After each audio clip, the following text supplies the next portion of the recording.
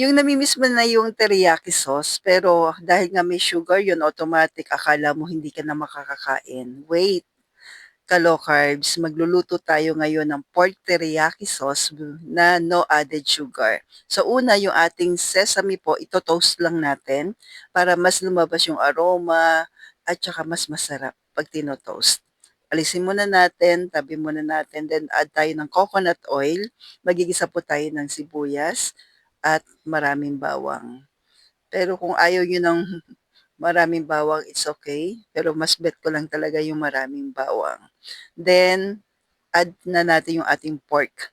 Pork liempo po yung nilagay ko dito. Mas gusto ko kasi yung, alam niyo yun, may laman, tapos may taba. Sa atin sa low carb kasi ay okay naman po yan, yung healthy oil, natural oil.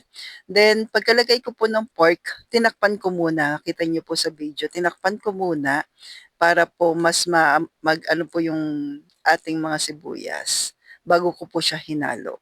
Huwag niyo munang haluin ka nga pagka nilagay. So pagkalagay, lagay tayo ng paminta, then hayaan natin magmantika. Pinaka the best po kasi pagka mas-sauce yung lulutuin natin, isasangkot siya muna natin, katulad niyan. So, pag nagmamantika na yan, halu-haluin nyo lang po at dapat tamang lakas lang na apoy. Iba pa rin talaga. Kapag napalabas mo yung natural oil, mas malasa. Promise. Then, add na natin yung no added sugar na teriyaki sauce ng grindahan.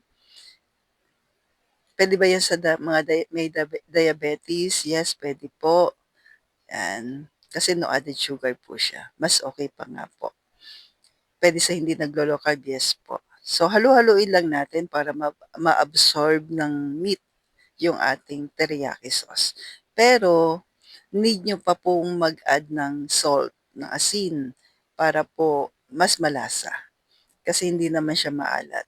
So, nag-add ako dito ng asin, halu-haluin lang natin, then tatakpan po uli natin. Hayaan pa rin natin lumabas yung kanyang natural oil. Yan.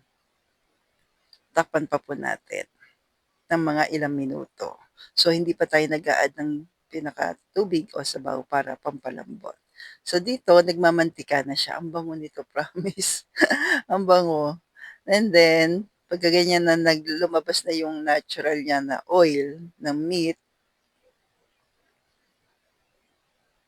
lagay na po natin, mag-add tayo ng tubig. So, ako lang ba yun? Pagka may saucepan na tira sa bote, naglalagay ako ng tubig para mas masimot. So, yun, pakuluan lang natin in 25 minutes pa. Yan, kapag malambot na, mahinang apoy lang po kasi konti lang inad natin water. Okay na po yan. Ang sarap nito, promise. 20 to 25 minutes, it depends sa meat nyo po. Kung malambot na, okay na yan. And then, add na natin yung ating sesame seeds. Sarap.